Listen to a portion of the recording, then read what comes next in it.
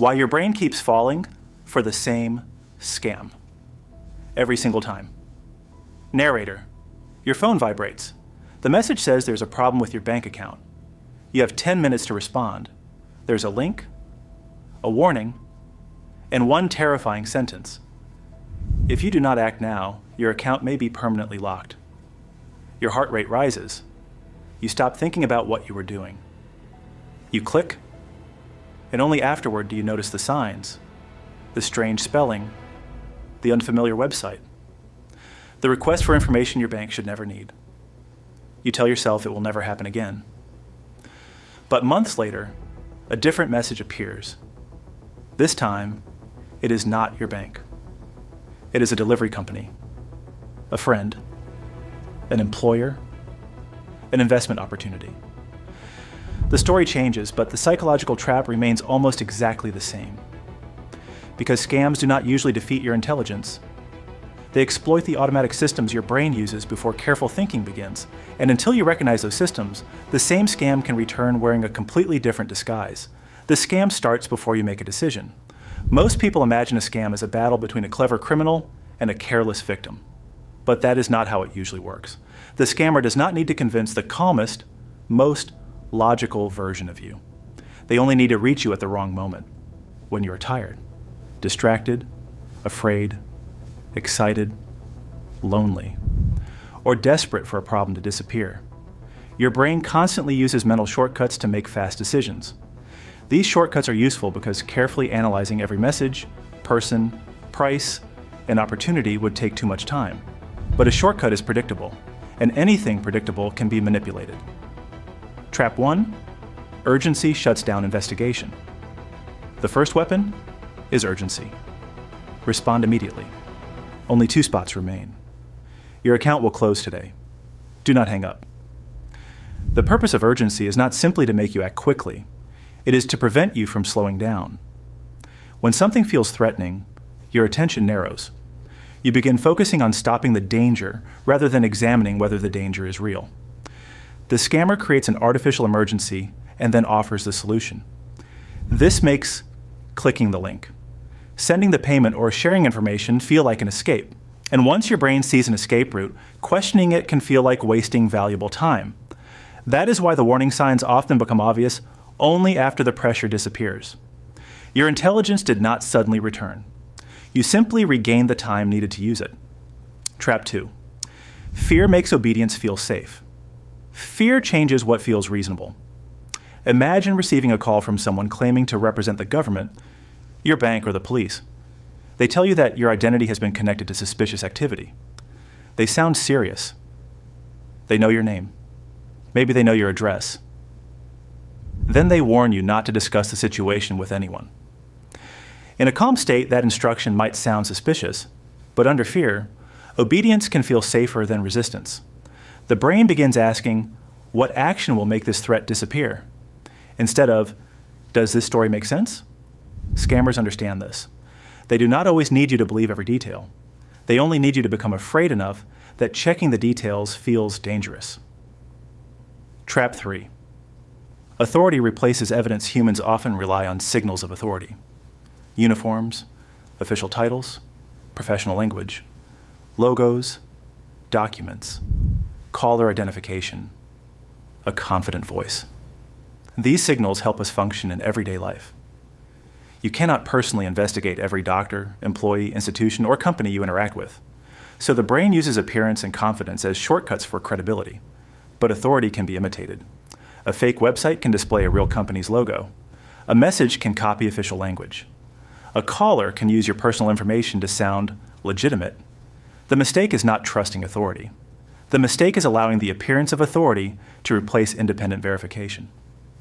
A real institution should survive being checked. A scammer usually needs you to remain inside the environment they control. Their phone call, their link, their instructions, their version of reality. Trap 4. The scam tells you what you want to hear. Not every scam begins with fear. Some begin with hope, an easy job, a guaranteed return, a surprise prize, a romantic connection, a rare opportunity, a person willing to help you when nobody else would. This is where confirmation bias becomes powerful. When you want something to be true, your brain becomes better at noticing evidence that supports it and worse at noticing evidence that challenges it. A suspicious message becomes a lucky opportunity. An unrealistic promise becomes the break I have been waiting for. A warning from a friend becomes negativity. The scam works because it becomes connected to a future you already want. Rejecting the scam then feels like rejecting that future. So the victim does not only defend the message, they defend the hope attached to it.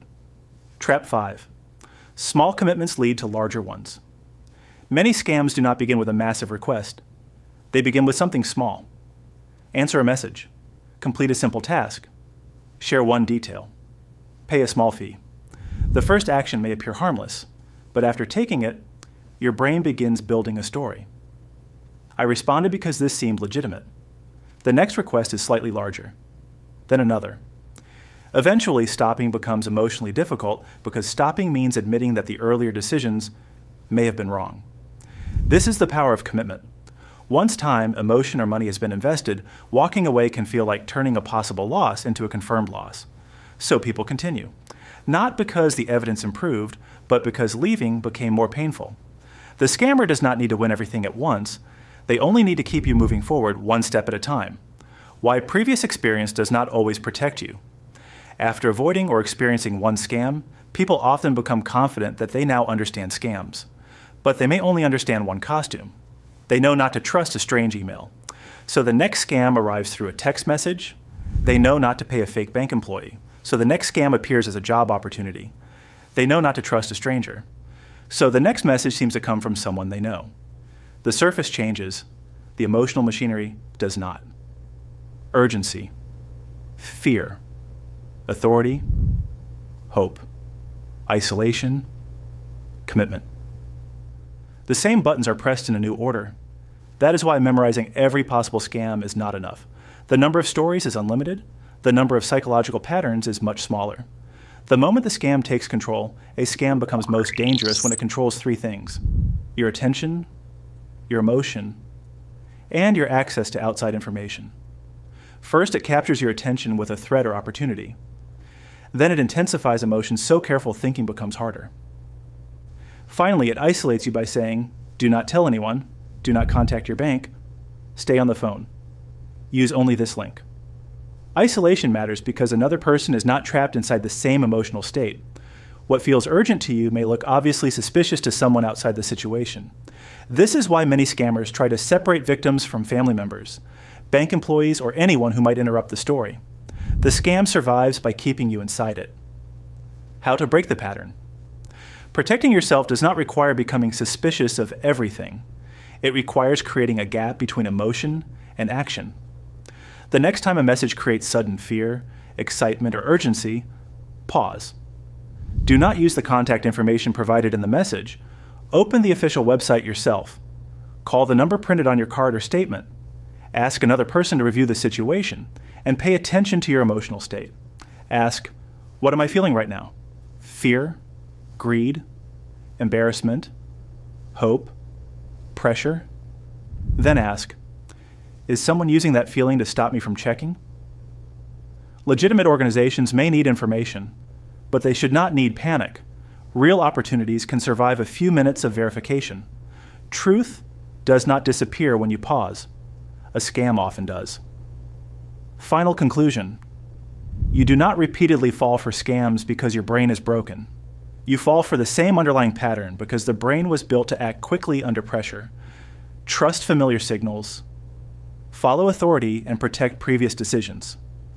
Those instincts can be useful, but in the wrong hands, they become controls. The most important warning sign is not always bad spelling, a strange number, or an unrealistic promise. Sometimes the most important warning sign is the sudden feeling that you must act before you have time to think. Because the scam is rarely hiding inside the message alone. It is hiding inside the emotion the message creates. And once you learn to recognize that emotion, the pattern becomes much harder to use against you. Narrator, your brain's automatic reactions may be ancient, but understanding them gives you something the scammer does not want you to have: a choice. Subscribe to The Sixth Mind as we decode the hidden patterns controlling human behavior.